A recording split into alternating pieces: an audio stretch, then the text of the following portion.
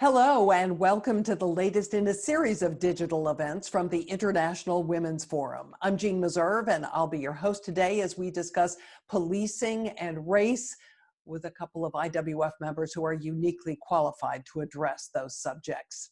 We're all caught up in this moment. I'm sure you have questions that you want to ask them. Please use the Q&A function on Zoom, and I promise I will get to as many of your questions as I possibly can.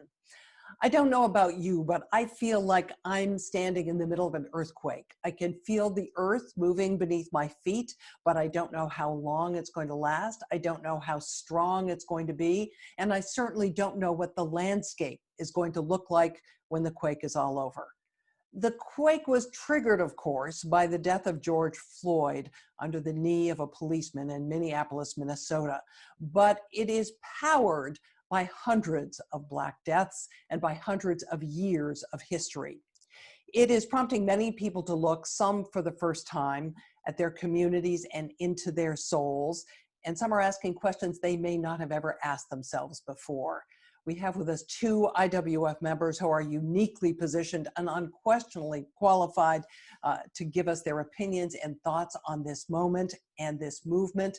Let me introduce them to you now. Dr. Bernice King is Chief Executive Officer of the King Center for Nonviolent Social Change. She is a minister and she is the daughter of Reverend Martin Luther King Jr. and Coretta Scott King. Also joining us is Carmen Best. She is the police chief in Seattle, Washington. She has been a member of the force since 1992 and chief since 2018. She has been an advocate for what's called holistic policing.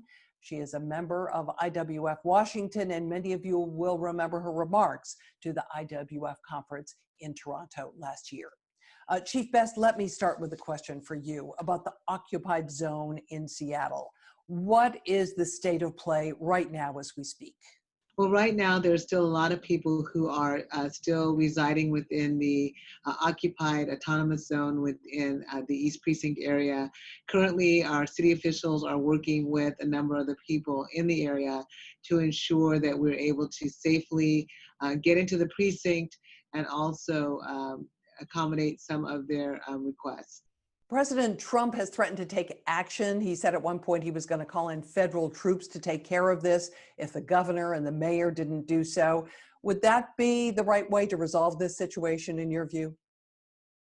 Well, as I noted, we're currently working to clear the area through our own city resources. I don't get involved in the politics of the day. I'm just trying to make sure that we keep the area as safe as possible and that we get our officers back into the East Precinct where we need to be. Dr. King, I'm wondering if you see this as a moment of opportunity, a window for change that perhaps we haven't seen in our lifetimes. My light continues to go off, so I may have to leave it off if it continues to do that. And that is how to effectively, which Chief Best is talking about, how to effectively engage in conversations with those that are out on the streets. I do think there is a responsibility, at least I can speak from the Atlanta side, for our mayor, for instance, to figure out that pathway. There have been numerous requests to sit with her, and that has been the very issue that Chief Best has been speaking to. Who do you speak with? Because there is a leaderless movement, but there are people who represent groups within those, with the larger group, that I think can be very influential with the majority that have to be identified by those that are grassroots leaders to help in that effort. I think it has to be communication, ongoing communication with grassroots organizations so that that kind of destruction does not continue, because part of what my father was speaking about when he said riots, and some people have interpreted it as violence, is the language of the unheard, is that people are trying to be heard. They have grievances that they need to get out, and their solutions that are going to have to be crafted and worked on immediately, because this is an impatient generation, and should be. I would say that they should be impatient because they have inherited the impatience that was in my father's movement. Vice President Joe Biden has characterized this as a battle for the soul of America. Is that overstating it? No. It's battle over the soul of America, and it's actually a battle to save America from implosion, I believe. We're standing right in the middle of two choices, and we saw it on the streets where we had those who infiltrated extreme left, extreme right, and the peaceful protesters. And it was like right before our eyes, America, what choice do you want? Do you want peace, community, or do you want chaos? And there are different decisions that are made when you want community versus continual chaos. And violence is not always physical. I mean, violence can be in the policies that we make. If we make policies that don't treat people with dignity and respect, for instance, that's violent. When people are homeless, those conditions and circumstances where we have continued to perpetually ignore the systemic issue around homelessness and not adequately put the resources and funding behind it is a form of violence. And so I think it's really, what my father said, nonviolence and non-existence at this point. Dr. King, the battle cry is defund the police, which seems to mean different things to different people. Right. Do you want to see a dismantlement of police forces, or do you just want to see money moved into other sorts of programs? What's your dream? Well, when my father talked about a revolution of values in 1967 in his book, Where Do We Go From Here? Chaos of Community, which I recommend my family, IWF, read. One of the things he talked about is that we have to quickly begin to shift from a thing-oriented society to a person-centered society. And in line with that, as we have this revolution of values, it means that we have to kind of restart. And most people call it reimagine. I mean, we've got to kind of rebuild America because some of the foundation of these systems, unfortunately, policing has a bad name and a bad reputation because of the history from which it was formed. It was formed so that it could reinforce and it could protect and sanction the institution of slavery and then segregation. And so the name itself is problematic. And so for me, defunding is a trigger word. Policing is a problematic word. And so I think the issue is, how do we find a win-win pathway? And I think most people are talking about it. They're talking about reimagining what it looks like to have people who are engaging community from a different perspective, that you don't just have the element of policing in there or law enforcement, but you have some other elements. So I see it as redistributing. So when Daddy talked about a revolution of values, he also in turn talked about redistributing resources. So for me, it's about redistributing the resources so that you don't have police officers being dispatched in instances where they shouldn't. When Rashard got killed, I've heard all this conversation. There's a sheriff down here in Georgia who said it was the right use of force because he resisted. Well, I looked at a video of almost a 45-minute encounter between the officer and Rashard, which could have been de-escalated by the officer. The officer actually escalated it because it was almost like he was trying to entrap the young man and create a problem, as opposed to trying to de-escalate and follow even what Rashard said. Rashard said, I can leave the car here, and walk. The officer could have said, okay, let me walk you to your home or wherever he was going. Chief Best, on this issue of defunding and dismantling, I remember when you spoke to us in Toronto and you talked about how the police officer's job has changed and they now have to be mental health counselors and they have to be drug counselors and they have to be domestic violence counselors. Given that, would you welcome a reframing and a redefinition and a reallocation of funding so police officers could be police officers and would have people who were truly expert in those fields working with them in community situations? Yeah, Jeanne, we have been talking about this in our organization, my entire command team, about how we go forward as a police service. I appreciate what Dr. King, Dr. Bernice King was mentioning about the fact that we maybe even need to change what we call ourselves. And instead of policing, it might be a community service or some other thing. But we've been talking about this for some time. And I will tell you, for our organization particularly, we were under a federal consent decree for almost 10 years. And we followed every guideline, every stipulation, everything set up by the federal court. And yet here we come 10 years into this, and I'm standing at the Black Lives Matter march with 66,000 people, and I'm looking at the signs that say defund SPD, stop police brutality, get rid of qualified immunity. And it was really clear to me, and I described it as an epiphany, that we have not come as far as we wanted to come, and we have not made the changes that we need to make. And it is really a time for us to re-envision what policing is. And part of that means how we fund or divest in some cases in other areas. You know, just for example, in an 18-month period, we responded to 16,995 crisis intervention calls for service. So maybe because there's so many broken systems, you know, we often, when you pick up the phone, police respond. But wouldn't it be great if they had mental health providers and social workers respond to those calls? Almost 17,000 calls. So we could peel back some of that and help build those systems that have been broken. So we find ourselves being the counselors, the crisis intervention people, the youth intervention folks. And there may be other ways of looking at how we invest in those human and social services that also need funding. And many of those responsibilities have been, you know, from the police department, have landed right at our feet.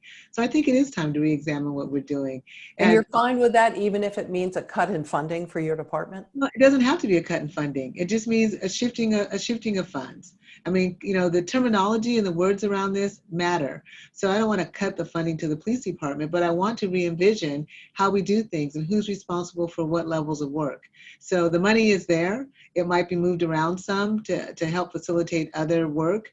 But why wouldn't I care and want to do that? We want to be the most efficient and effective we can to serve the community. And one other point on that is that reimagining it means that we bring community in under the tent. We can't have one institution, i.e. the court, who also have issues of, you know, race and oppression in their history, trying to direct another institution, i.e. the police department or community department, if you will, trying to work through our issues. We really need to have a one-on-one, real-time conversation where people are allowed to engage with our services and give the people what they want, right? We are here to serve the people. A fundamental question that some people have asked is whether the right people are being hired to be police officers. Are they? Yeah, I think there's a real concentrated effort. I can't speak for every agency, of course, but I know here in Seattle, and I think in many other agencies, we've really taken a broad look at how we can do better with our hiring practices. You know, we've had a concentrated effort. It has to be deliberate and intentional. It can't be haphazard. We brought in more women. We brought in much more diverse ethnic groups into our organization. And we also reflect that at the top of the organization with our leadership and our command staff, some of which are civilians, some of which are sworn. We have males, we have females, we have Black, we have white, we have Asian, we have Latino, we have gay, we have straight. All of those things at the top of the command structure, which represent an organization that is accepting and that wants to bring in diversity of thought, and diversity of ethnicity and diversity on a whole lot of fronts, because the more voices at the table, the more people that are represented. There have been reports for years that white supremacists have tried to infiltrate police departments around the country. Have they been successful? They may have been in some cases. I think that policing has as much review and interview and when people come in as possible, so that we can make sure that we don't hire those folks in our organizations. Is that to say that it's never happened? I think it may have happened, but I certainly think that in this current climate, in this current day and age, there are a lot of hurdles and obstacles that somebody would have to get over in order to be a part of one of those groups and still be in the police department. And certainly if that came to our attention, that would be an automatic disqualifier. Dr. King, there has been a lot of talk over a very long time about reforming policing, and yet here we are. Why hasn't it happened, in your opinion? I mean, we have very strong systems in our society. It's not just the law enforcement system. We have very strong medical community, insurance. It just runs the gamut. I think, you know, a lot of this still goes back to white supremacist thinking in America that's been ingrained in all of our systems, and a sort of paternalistic way of governing. And so those are the things that we have to begin to look at. And, you know, dismantle is a word that kind of intimidates some people, but we have to dismantle these systems. And we have cooperated with them existing. You know, there's been a lot of silence related to what has happened, you know, for a long time. And then, you know, we thought when we saw Trayvon Martin and then Michael Brown and Tamir Rice and Eric Garner and the rest, there would have been some adequate response so that we would not be where we are today. And so, unfortunately, if this opportunity to make radical change and transformation does not happen, I shudder to think what the next stage is going to look like. Do you have thoughts on that? What do you think it will look like? You know, I can just multiply it 100 times what it is now, maybe even 1,000 times, because the level, it's not even frustration anymore. There's a lot of rage. And there really has to be a concerted, immediate effort like Minneapolis is trying. I think every city, state, and national elected official is on notice from a policy side. But I also think corporate America is on notice as well, because I think the next spillover will be into corporate America. And so it's better now that corporate America sees what's happening to be proactive so that the spillover doesn't happen there. I mean, unfortunately, and I know this is not the question you directly asked, but unfortunately, diversity and inclusion has not worked for Black America. It just has not. I don't know what the exact answer is other than there has to be some intentional, concerted focus and effort. What Daddy asked for us to do back in the 60s, you know, up till his assassination, was for America to make a commitment to creating an equitable and just society for Black America. We delayed it, we denied it, we continued to push it under a rug, and America continued to get more diverse. And through that diverse process, the issue of Black America was just right there under the surface, boiling and boiling and reaching a higher boiling point. And now it has boiled over to a point almost of no return unless there are fundamental commitments and changes, which requires an adjustment for the white community. There's going to be uncomfortability. There's going to be, you know, a little tension. It's not going to happen without tension. Or a lot. Or a lot. And we can't be afraid of that. Change does not come. I mean, a baby is not born. We know, baby, as women, we know that. The process of getting a new life to the earth is not an easy process. And so the same thing is going to happen right now. This has to be a rebirth in America, literally across all sectors of American society. I want to get to some of our IWF member questions that are coming in. Here's one from Kate, who says, I'm a member of the Albemarle County, Virginia School Board. We're in the midst of looking at the wisdom of having SROs, which are school resource officers, in our schools. Although we have greatly strengthened our memorandums of understanding with the police, many believe the presence of police officers in our schools is intimidating to many of our students and risks getting the SROs involved in school discipline, an area where they are not appropriate. We've received hundreds of letters from our constituents. Do you have comments? Chief Best, why don't we start with you on that one? Yeah, well, I think that every contact that I've had with young people, for the most part, has been positive. I think that there's a real opportunity to engage, to not have people so fearful that they can't have a conversation, but they need to feel included in what they're bringing to the table.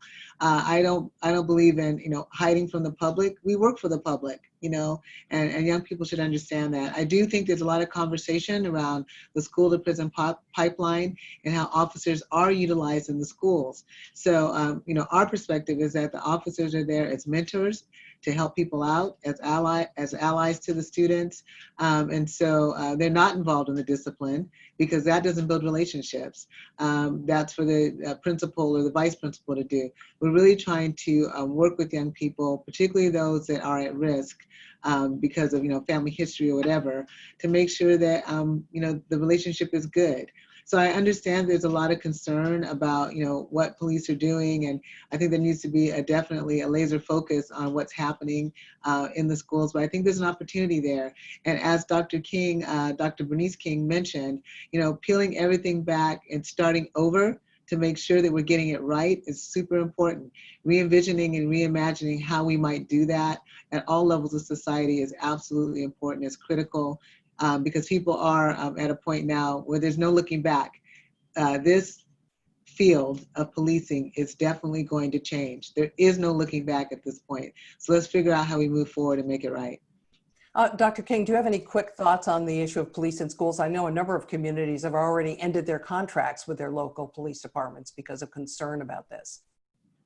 Well, I think the question has to be asked, why were they put there in the first place? And the answer that comes back has a lot to do with the economic situation in America, the economic inequities, the social and economic inequities. How does it relate to economic inequities? Explain that. Well, why are they placed there? They're placed there because of what? They're placed there because perhaps there's some young people there that are being very disruptive, and the teachers having a difficult time to teach, so they want to bring in some reinforcement. Why are they disruptive is the question. What is the family and the community background? What is going on in that particular world? We know that we have a lot of households who are socially and economically challenged. We know that funds are not properly invested in certain communities to ensure the upward mobility and success of Black citizens and brown citizens. And so I think we have to ask that question, but here's what I believe is a better solution. I think it's time for corporate America to invest in our schools as resources. There are a number of corporations that are the size of nations that could literally invest their human resources, their people, to surround and partner with those schools to fill in the weak spots so that there's a sense of community that is in that school, and it eliminates some of these problems that we are faced with, helping to strengthen the communities that sit around the schools where those students come from. So it's a holistic approach, and again, as Chief has said, as we reimagine policing in this country, we have to reimagine how do we support education, particularly public education. Chief Best, there are a number of questions here about policing. Let me throw out a couple of these. How much training do police officers receive on de-escalation, and are there incentives in place to encourage that behavior versus the use of force? Yeah, obviously we're going to be working on de-escalation. Every officer, actually in our state now, but certainly in Seattle as a part of our consent decree, has to have de-escalation training, and it's a part of our use of force policy and practices. So there's a review by our Force Review Board that routinely looks at every use of force that's implemented, and they look at what started, what led to the incident, were de-escalation practices employed, and if they weren't, then there's an opportunity to do some retraining, to hold people accountable, because we recognized quite some time ago that de-escalation practices were really going to be critical to reducing the level of force, to calming down situations, and to minimizing any negative impacts to both the participants, the witnesses, and the officers involved. So absolutely is a critical piece. Again, it's required for every officer in this state, but we were doing it quite some time ago. And also a part of that is sort of the iterative process of reviewing those practices and what seems to work. Also engaging in trauma-informed care, so that we're dealing with people from that perspective, and trying to engage them with that, and also with our crisis intervention.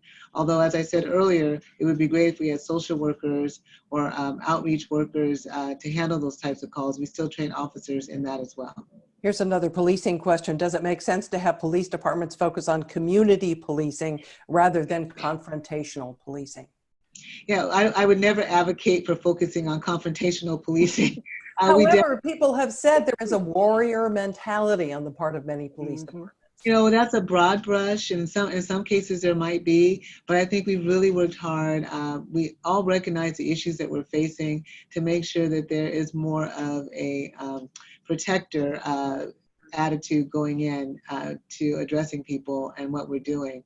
And we have to do it that way. And even with us doing that, as you know, there's still a whole level of, as Dr. Bernice King mentioned, of rage that has taken over in many cases.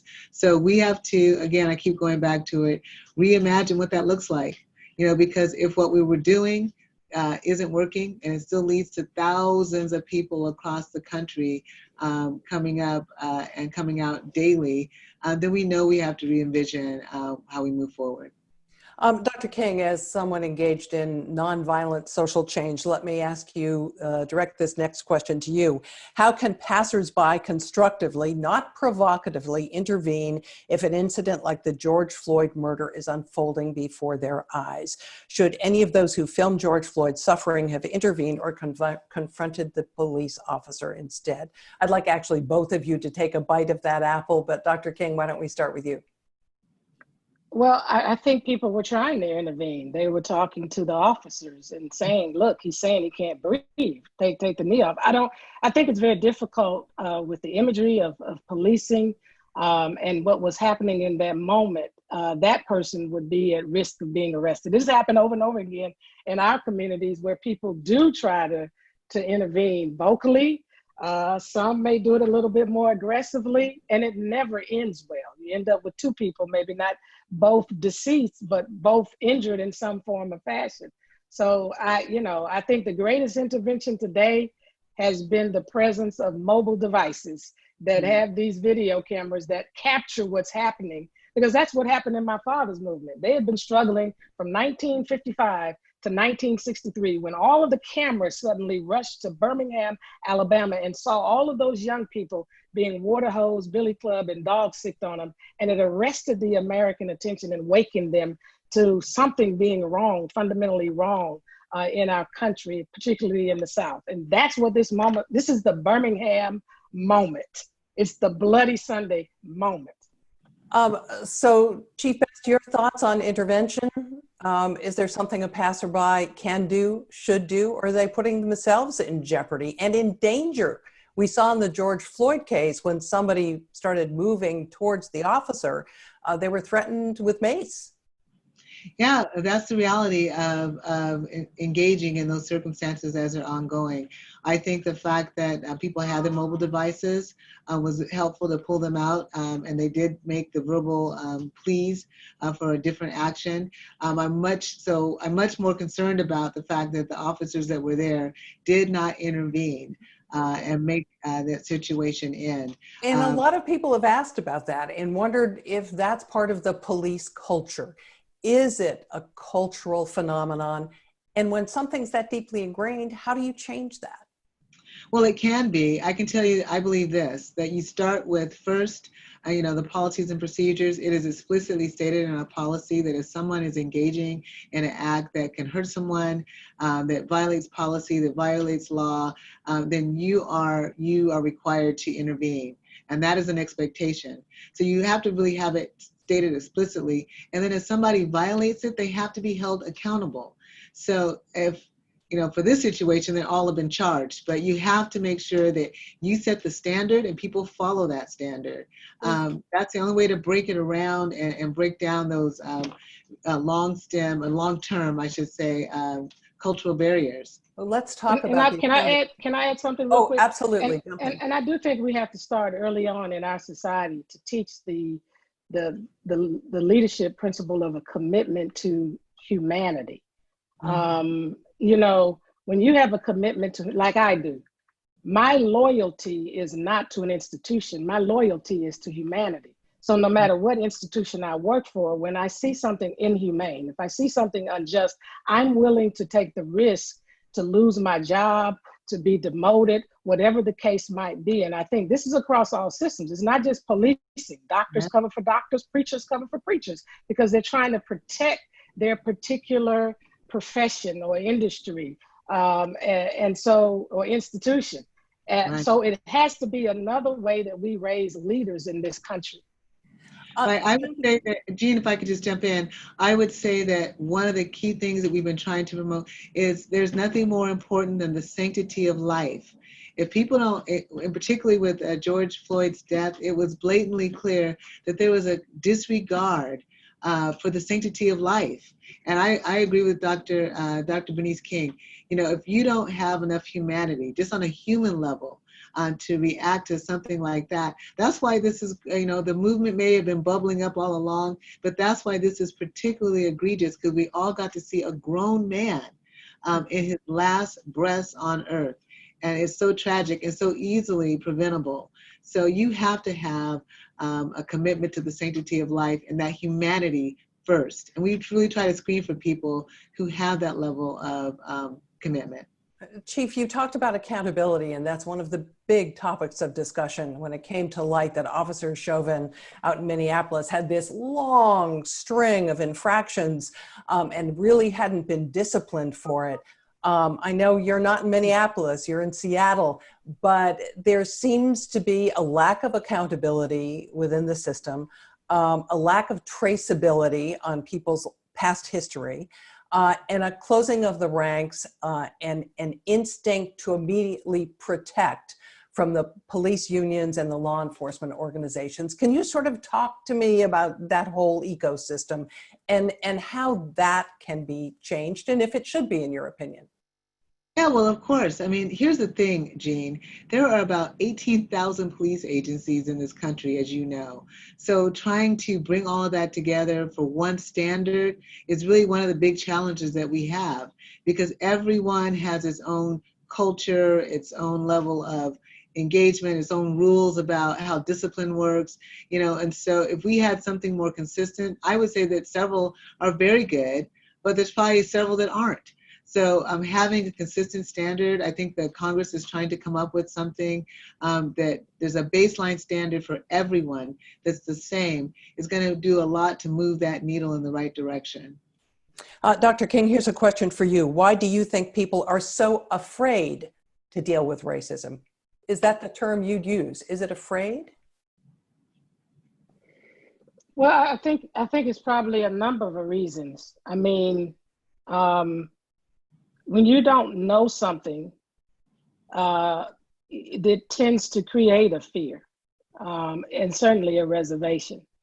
The people who are afraid it's not the Black community that's afraid to deal with, it's the white community. And part of that is because segregation left a lot of residue where the white community could continue to insulate itself and somewhat isolate itself in its own world of privilege and not have to interface with Black culture, Black community, didn't have to exchange anything with Black community. And so that just allowed room for a media conglomerate to come in and feed imagery that reinforces, perhaps what people already think within their own family lineage. So I think the only way to come out of it is a choice. I mean, everything that we're talking about now is going to begin with a choice. You choose to do everything that leads towards change. And people are going to have to ask themselves again, do you want to continue to risk continuing the this whole notion of white supremacy that lends itself to, one group of people being benefactors, and what we've seen as the I won't even say the initial, but the building outpour. Dr. King is frozen on my screen. Am I still frozen? I'm not sure what everybody else. Am I frozen now? There you go. Now I can see you. The question is, do we want to choose to go, as I said, down this path of chaos, or do we want to make a different hard choice and recognize that, number one, we're not here for ourselves. We made it to planet Earth for a reason. We're on here this as an assignment, and that our lives really don't belong to us. And so we have to be willing to risk the loss of things. The Black community has risked the loss of a lot for generations. And it's time for our white brothers and sisters to come along now and be willing to risk the loss of things. That's the only way you deal with fear. You face it head on, you go into it, and you sit with the discomfort.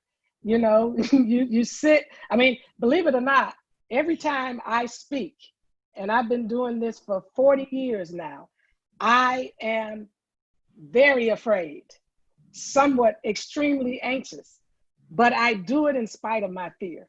I deal with my fear, but I don't let it win. So you choose to give into your fear, or you choose to give into your commitment to seeing a better humanity. That's the choice. Well, certainly you must be heartened by what you're seeing on the streets, both in the United States and overseas, a phenomenal amount of racial diversity amongst those who are marching.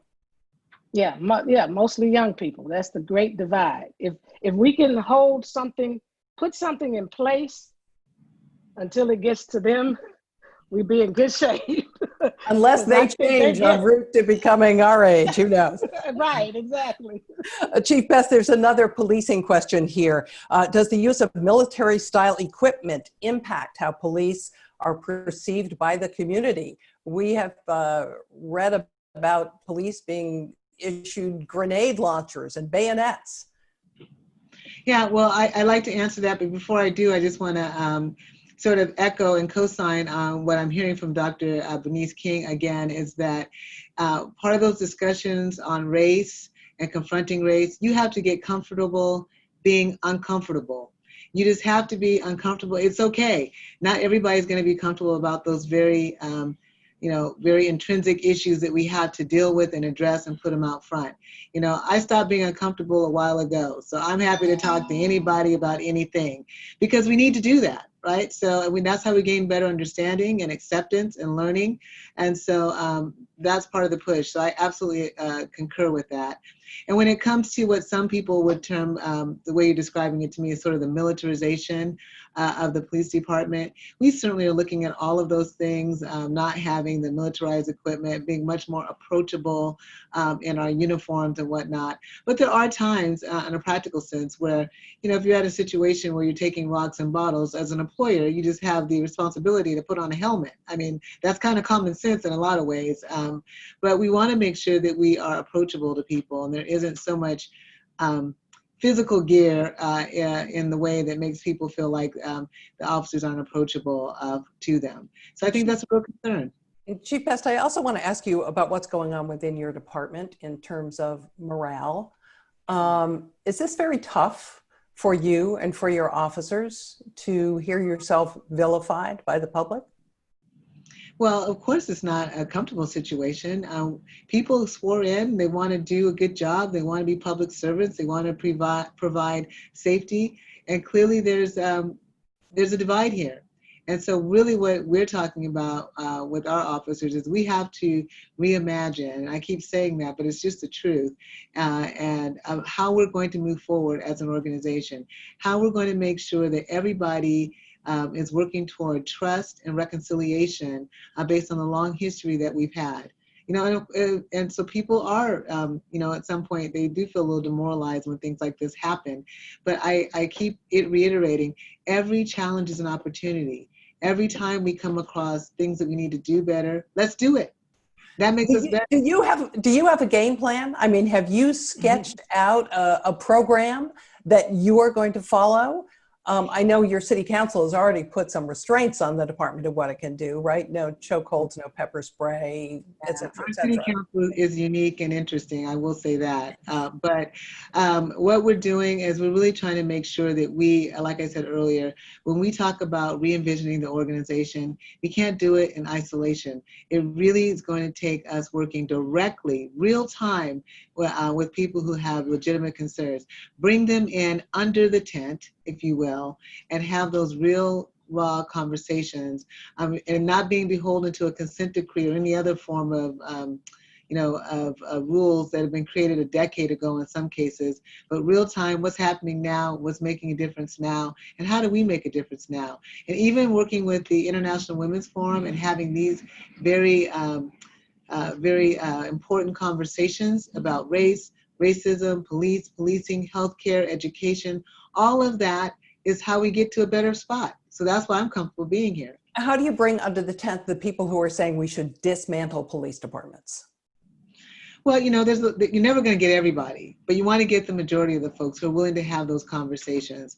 And as those conversations occur and things improve, when they say, oh, they're serious about making these really important changes, then people will come forward, and a lot of them will come on board. That maybe win the hearts and minds of others because they see that this is a serious time for us, and then we're committed to making the changes necessary to have an effective police service, or whatever we decide to call ourselves in the future. And so I think it's really important. Well, what we can't do is give up.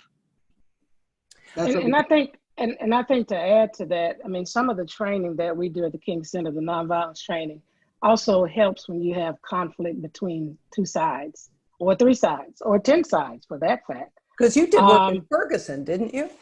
We did. And, it's, as she said, everybody won't come along, but there are representatives of all sides who can come together, and we give people a mechanism to work through the change, because that's the issue. You're going to always have diverse perspectives on how to move forward, how to change something. And what nonviolence does is, as Dad said, it's the answer to the social and political questions of our time. It gives you not only a philosophy to do it, principles to do it by, but it gives you actual steps that you follow to do it by. And that's what a lot of this is going to require ultimately, because we're not going to be able to change some of these systems and structures, as you said, without some of the resistance, and the backlash. So we got to have some kind of model that helps everybody kind of pave the way toward a win-win future. You mentioned, Dr. King, the role that you thought corporations could and should play in creating change. One of the questions from a member is, what are your thoughts regarding some of the statements that are coming from companies and brands? This seems to be the first time strong statements and commitments are being communicated by the private sector. Do you think they're sincere? Well, I do think we have to move from verbalization to materialization. Saying certain words, okay. But now we have to materialize what that really means. That's some hard work. That's some internal work. What I see is that an initial knee-jerk reaction, let's suddenly pour dollars into what is most visible out there in the world of doing this work. While that is essential and a necessary piece and ingredient to it, that if tomorrow we solve every issue of policing, there will still be racism in America. There will still be white supremacy in America, because it is weaved throughout every institution in our society.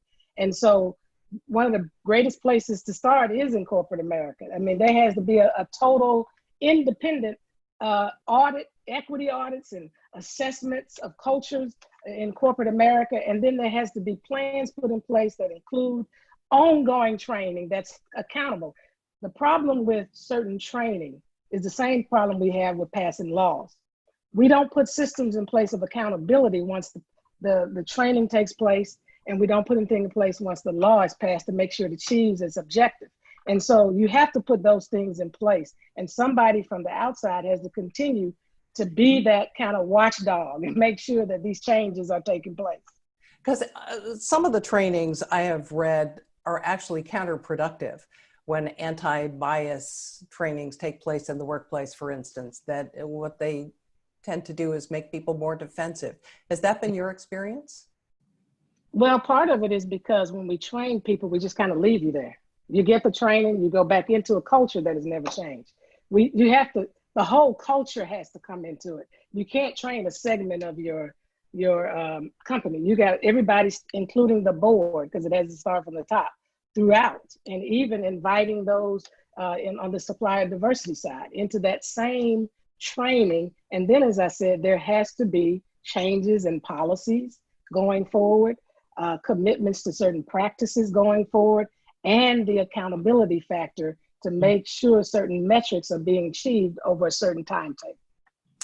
There are a lot of questions coming in about what can we do. As one person says, this is a group of women with significant social capital. What are some practical ways we can deploy our social capital to address systemic racism in the United States? Thoughts? Well, I'll just start with people need to be deliberate. You need to intentionally bring people in who with diversity of thought and ethnicity, bring other women in to talk about these conversations as well.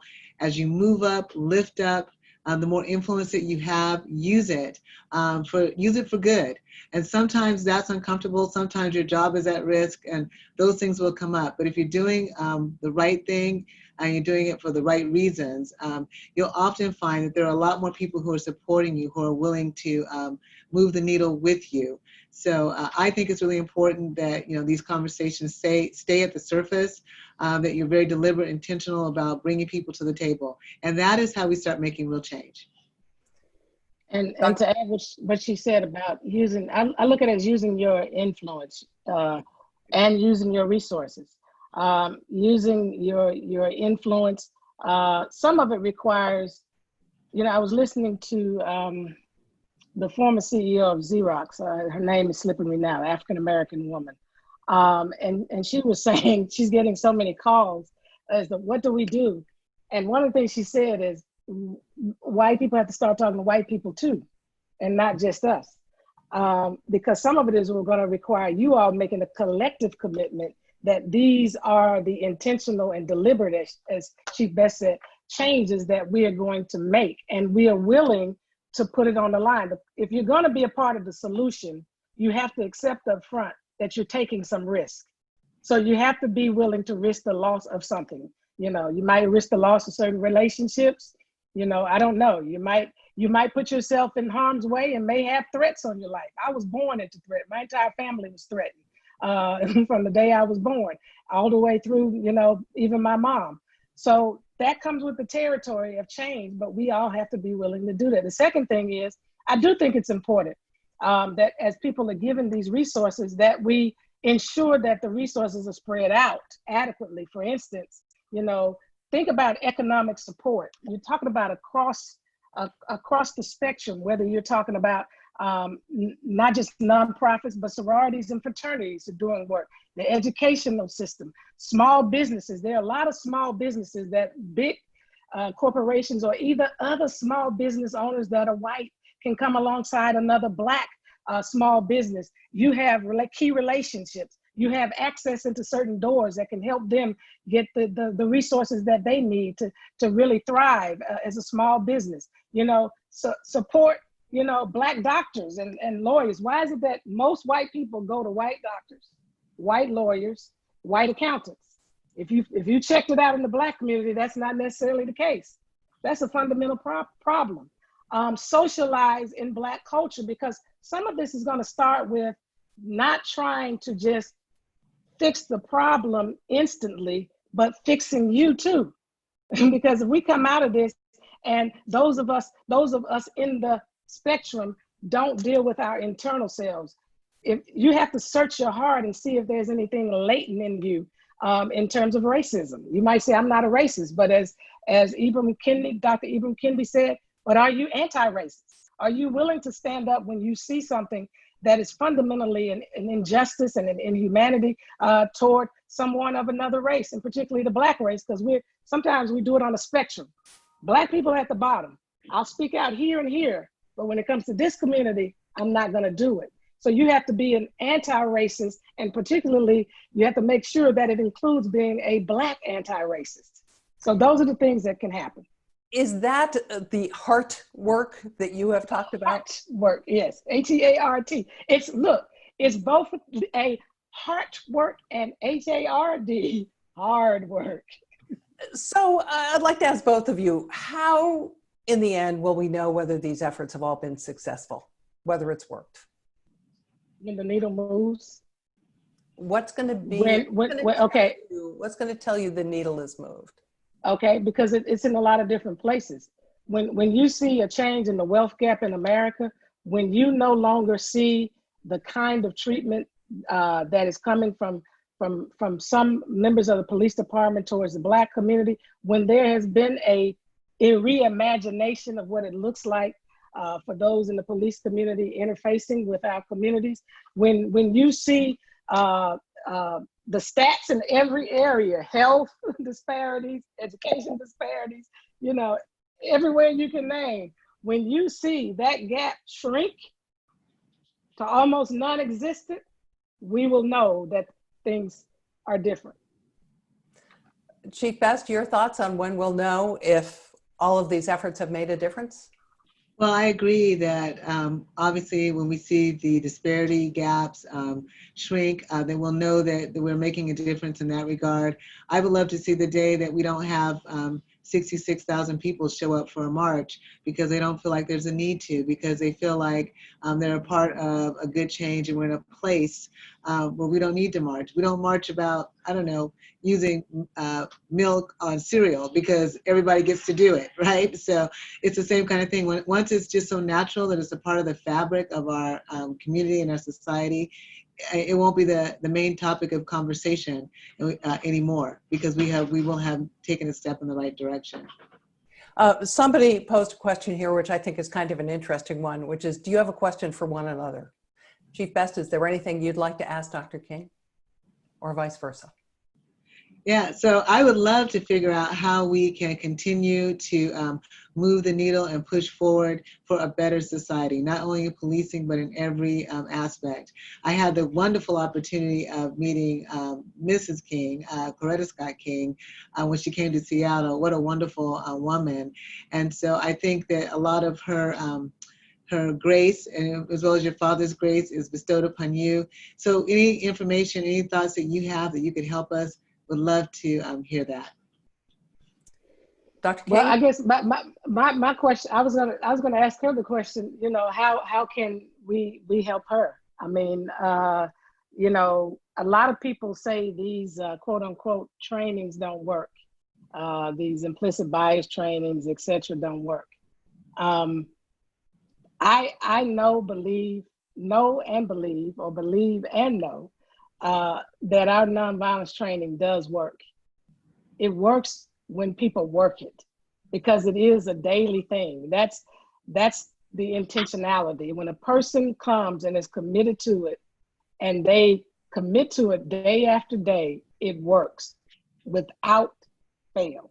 So if I can be of help in that regard, I certainly would be delighted to do that because it's another layer of what you all are faced with in Seattle and also all around the country.